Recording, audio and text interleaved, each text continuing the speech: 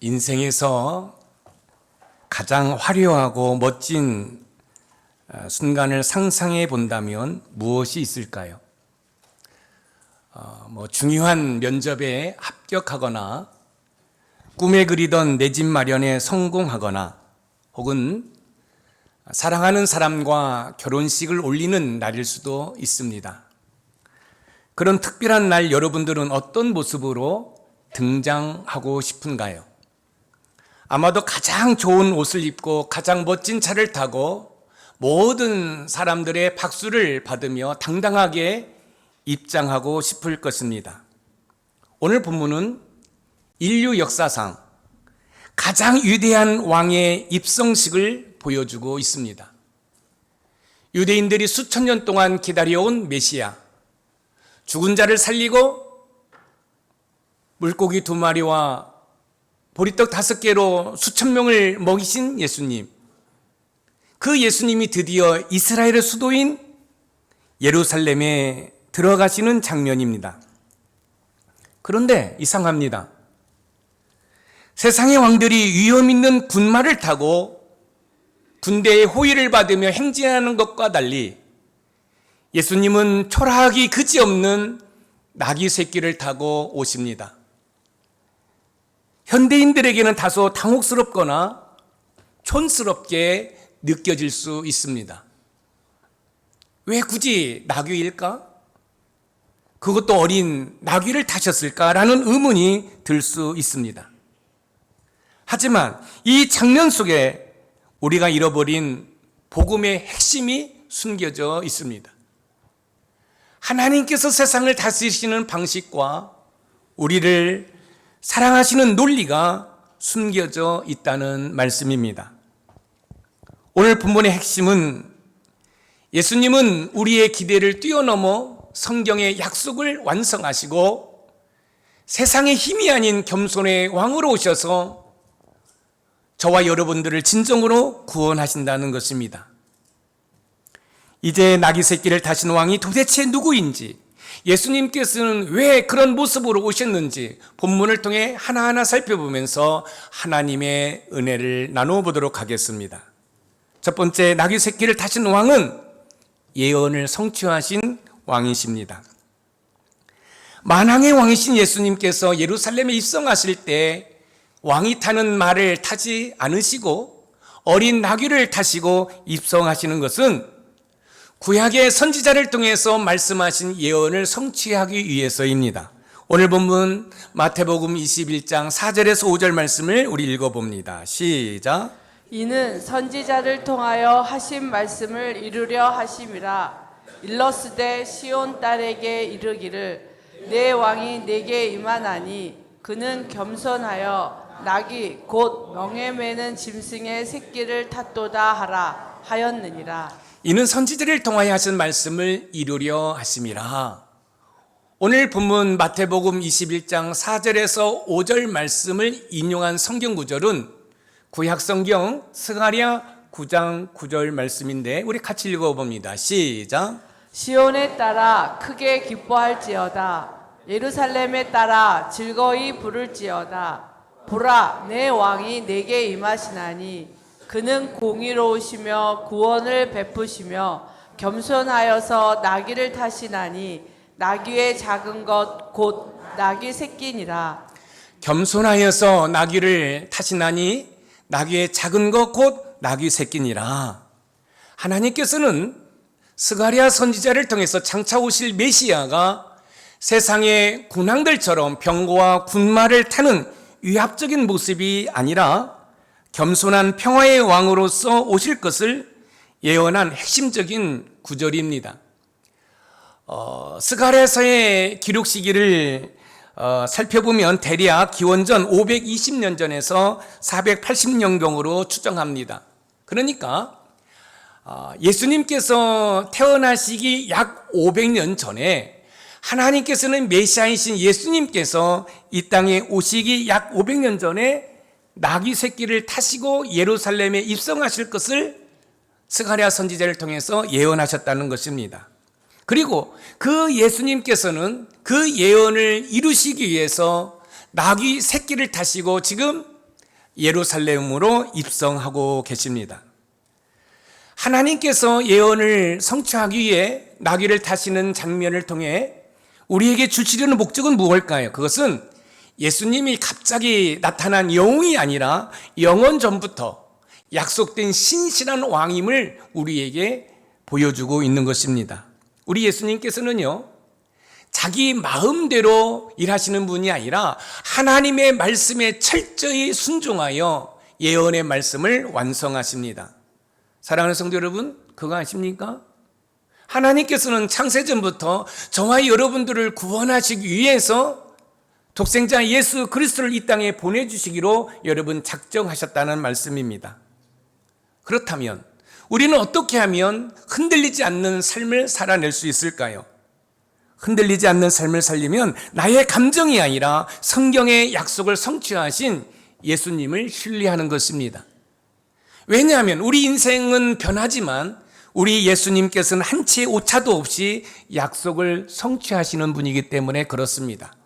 그래서 세상을 신뢰하는 것이 아니라 신실하신 예수님, 하나님의 약속을 성취하시는 그 예수님을 신뢰할 때 저와 여러분들의 삶에 놀라운 변화가 일어난다는 말씀입니다. 우리 인생의 계획은 조그만 변수에도 어긋나기 일쑤지만 예수님께서는 500년 전의 약속조차 잊지 않고 작은 나귀 새끼의 등 위에서 그 신실함을 증명해 주고 있습니다. 사랑하는 성도 여러분, 그렇다고 한다면 이 말씀을 통해서 수많은 약속들이 우리에게 주어졌는데 그 약속도 반드시 이루어지는 줄 믿으시기 바랍니다. 그래서 세상을 소망하는 것이 아니라 하나님의 말씀인 성경의 말씀을 신뢰하고 이 말씀이 여러분의 삶 가운데 이루어지기를 소망하며 삶을 살아내는 은혜가 있으시기를 주님의 이름으로 축원드립니다.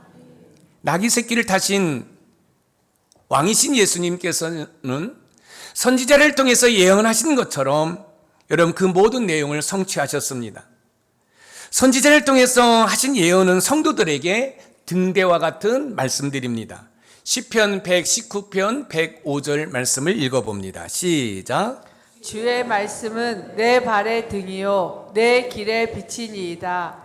내 발의 등이요 내 길의 빛이니라. 사랑하는 성도 여러분, 지금 저와 여러분들이 사는 인생은 한 번도 가보지 않는 길을 지금 걷고 있는 것입니다. 어느 길로 가야 성공할지, 여러분 실패할지, 행복할지, 불행할지 우리는 모릅니다. 그런데 놀라운 사실은 여러분 하나님의 말씀이 내 발의 등이요 내 길의 빛이라고 말씀하고 있습니다. 여러분들이 인생을 멋지게 살기를 원하십니까? 그렇다고 한다면 하나님의 말씀, 우리의 등이요 빛이신 이 말씀을 의지하여 나갈 때 이 말씀이 여러분의 삶의 길을 가르쳐 주시는 줄 믿으시기 바랍니다. 이처럼 예수님께서는 약속을 성취하시기 위해 이 땅에 오셨습니다. 마태복음 5장 17절 말씀을 읽어봅니다. 시작. 내가 율법이나 선지자를 폐하러 온 줄로 생각하지 말라. 폐하러 온 것이 아니요 완전하게 하려 함이라. 완전하게 하려 함이라. 우리가 기억하고 있는 것처럼 구약 성경은 오실 메시아에 대해서 쓴 책이고 신약 성경은 오신 메시아에 대해서 쓴 책입니다. 이 이야기는 예수님께서 이 땅에 오신 것은 죄인된 인류를 구원하시기 위해 창세전부터 계획된 일이라는 것입니다. 우리 예수님이 어느 날 한순간에 이 땅에 태어난 것이 아니라 하나님께서 창세전부터 계획하셨고 저와 여러분들을 구원하시기 위해 하나밖에 없는 독생자 예수 그리스도를 저와 여러분에게 보내주시기 위해 약속하셨다는 말씀입니다. 한국의 전통적인 혼례나 가문의 약속을 생각해 보시기 바랍니다. 대를 이어 내려오는 약속은 그 집안의 신리를 상징합니다.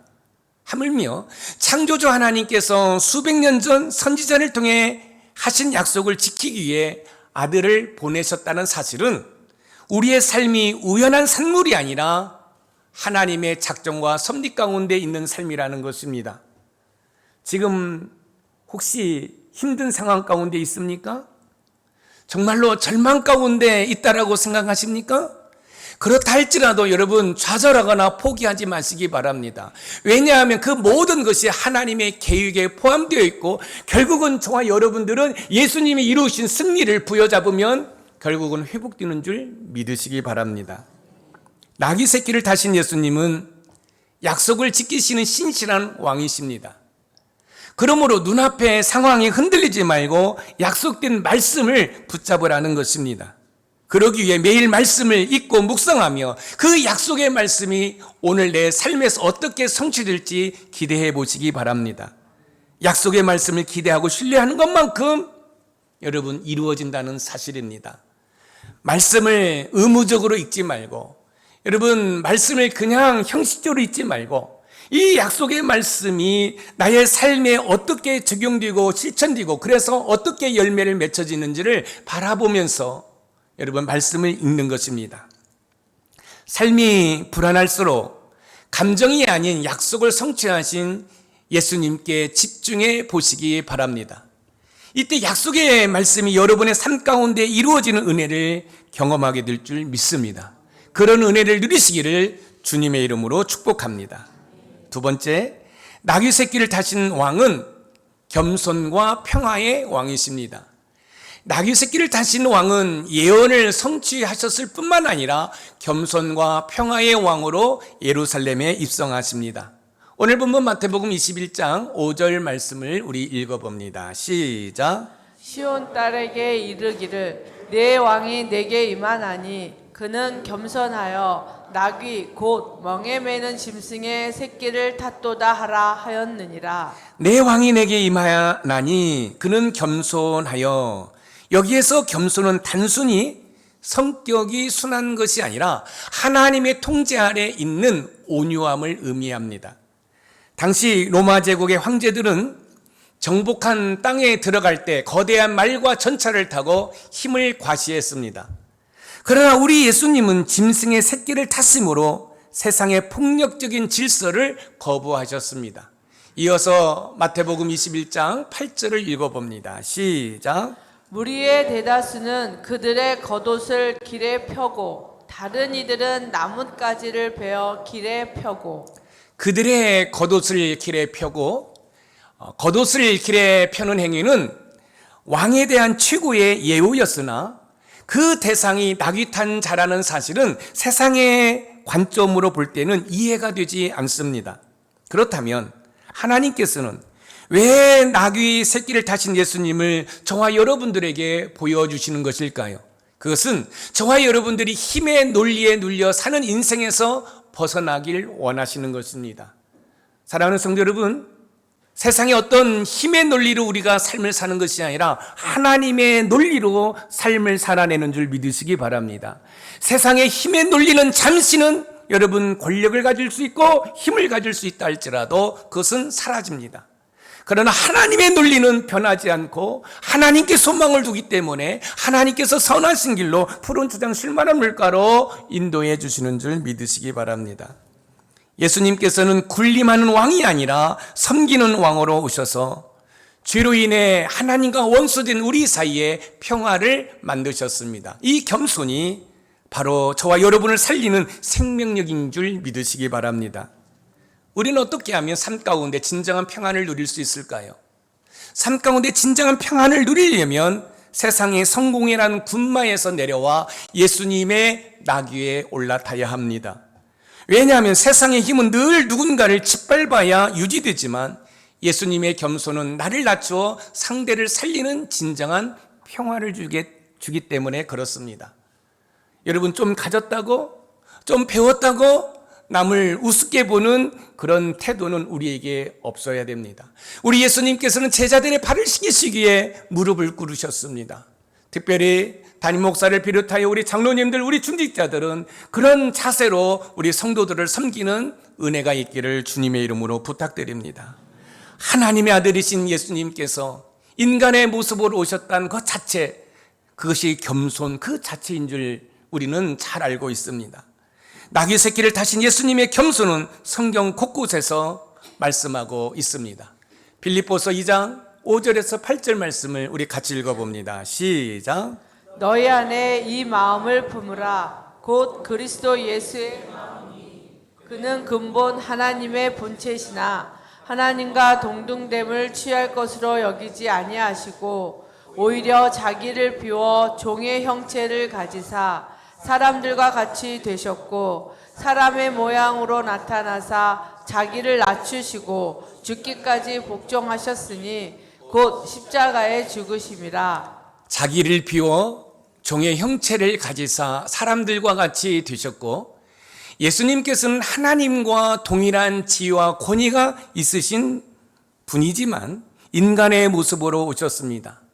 참 하나님이신 예수님께서 인간의 모습으로 왜 오셨을까요? 그것은 저와 여러분들을 죄악에서 구원하시기 위해 오셨습니다. 여러분의 이해를 돕기 위해 제가 종종 드리는 이야기를 다시 한번 드리려고 합니다. 왜 우리 예수님은 인간의 모습으로 오셨을까?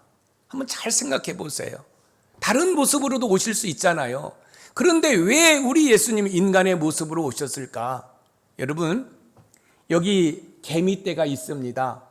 그리고 저 멀리 폭풍우 구름이 몰려오고 있습니다.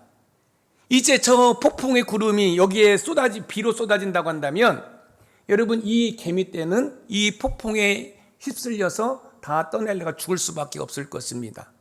그렇다고 한다면 제가 이 개미에게 야, 저 폭풍이 오니까 빨리 피해 라고 이야기를 해야 한다고 한다면 저는 무엇으로 와야 될까요? 개미로 와야 되죠. 개미로 와서 개미의 언어로 저 폭풍이 오니까 빨리 피하라고 이야기를 해야죠.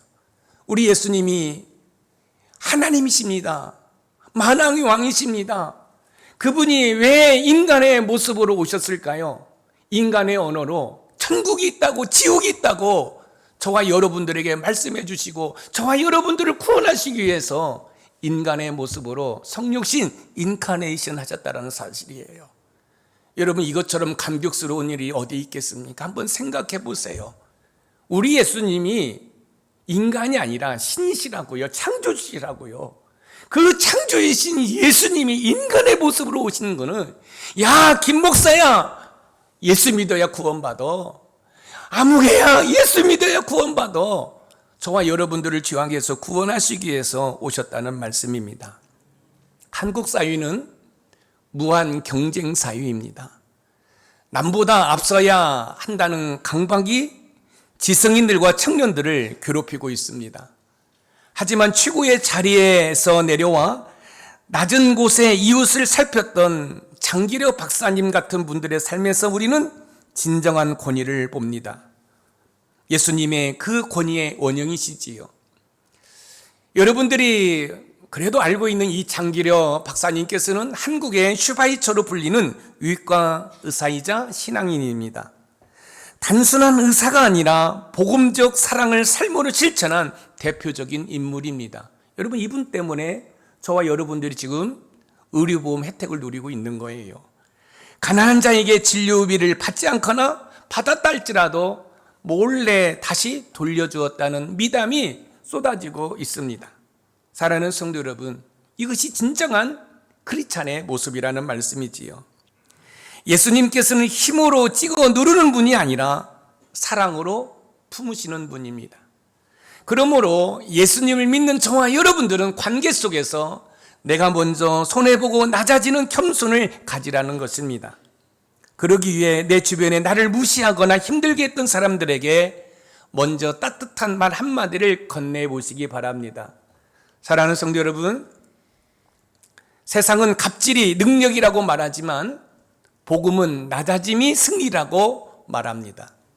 이번 주 가정과 직장에서 예수님께서 제자들의 발을 씻기시기 위해 무릎을 꿇으셨던 것처럼 겸손을 실천해 보시기 바랍니다. 고난주간을 의미 있게 보내는 시간들이 될 줄 믿습니다. 마지막 세 번째, 나귀 새끼를 타신 왕은 구원을 주시는 왕이십니다. 나귀 새끼를 타신 왕은 예언을 성취하셨을 뿐만 아니라 겸손과 평화의 왕으로서 저와 여러분들에게 구원을 주시는 왕이시라는 말씀입니다. 오늘 본문 마태복음 21장 9절 말씀을 읽어봅니다. 시작. 앞에서 가고 뒤에서 따르는 무리가 소리 높여 이르되 호산나 다윗의 자손이여 찬송하리로다. 주의 이름으로 오시는 이여 가장 높은 곳에서 호산나 하더라. 무리는 소리 높여 외칩니다. 호산나 다윗의 자손이여 찬송하리로다. 주의 이름으로 오시는 이여 가장 높은 곳에서 호산나 하더라. 여기서 호산나는 지금 구원하소서, 지금 구원하소서. 사람들은 정치적인 해방을 꿈꾸며 예수님을 환영했지만 예수님께서는 그들의 기대와는 달리 인류를 죄와 사망에서 구원하시기 위해서 오십니다. 한번 생각해 보세요. 나귀를 타셨어요. 그것도 나귀 새끼를 탔어요. 여러분 비틀비틀 할 거지요. 그런데 많은 사람들이 호산나 호산나 지금 구원하소서 지금 구원하소서. 무슨 말씀이에요? 로마의 압제로부터 자신들을 구원해 달라는 거죠. 지금 여러분들 이 자리에 왜 앉아 있습니까? 주님, 나의 물질의 고난 가운데 나를 구원하소서, 나의 건강의 아픔 가운데 나를 구원하소서라고 앉아 있지 않습니까? 혹시 여러분 가운데 나 같은 주인을 구원해 주신 그 주님의 은혜가 감사해서 앉아 있다고 한다면 얼마나 감사하겠어요. 지금 외칩니다. 구원하소서 구원하소서. 저 로마의 압자로부터 구원하소서. 바로 저와 여러분의 모습이죠. 물질의 어려움에서 나를 구원하소서, 환경의 어려움에서 나를 구원하소서. 그러나 이번 주만큼은 나 같은 주의를 구원해 주신 주님 감사합니다라고 고백할 수 있는 저와 여러분들이 되기를 주님의 이름으로 축원드립니다. 하나님께서는 저와 여러분이 삶의 문제에만 매몰되지 않고 근본적인 죽음의 문제를 해결받기를 원하십니다. 예수님께서는 환호하는 무리의 박수를 받으러 오신 것이 아니라 그 환호하는 무리를 위해 죽으러 오신 구원자입니다. 우리는 어떻게 하면 죽음과 허물을 극복할 수 있을까요? 죽음과 허물을 극복하기 위해서는 예수님을 나의 구주로 영접해야 됩니다. 왜냐하면 예수님을 나의 구주로 영접하지 아니하면 구원이 없기 때문에 그렇습니다. 구원은 오직 예수 그리스도를 믿을 때만 가능한 줄 믿으시기 바랍니다. 나귀 새끼를 타신 예수님께서는 무리들의 환호를 받기 위해 예루살렘에 입성한 것이 아니라 십자가에 달리시기 위해 예루살렘에 오신 것입니다. 왜냐하면 십자가에 달리셔야 저와 여러분들을 구원하시기 때문에 그렇습니다. 요한복음 3장 16절 말씀을 우리 다 암송하겠습니다. 시작. 하나님이 세상을 이처럼 사랑하사 독생자를 주셨으니 이는 그를 믿는 자마다 멸망하지 않고 영생을 얻게 하려 하심이라. 그를 믿는 자마다 멸망치 않고 영생을 얻게 하려 하심이라. 예수님을 나의 구주로 믿지 않고는 그 누구도 구원받을 수 없어요.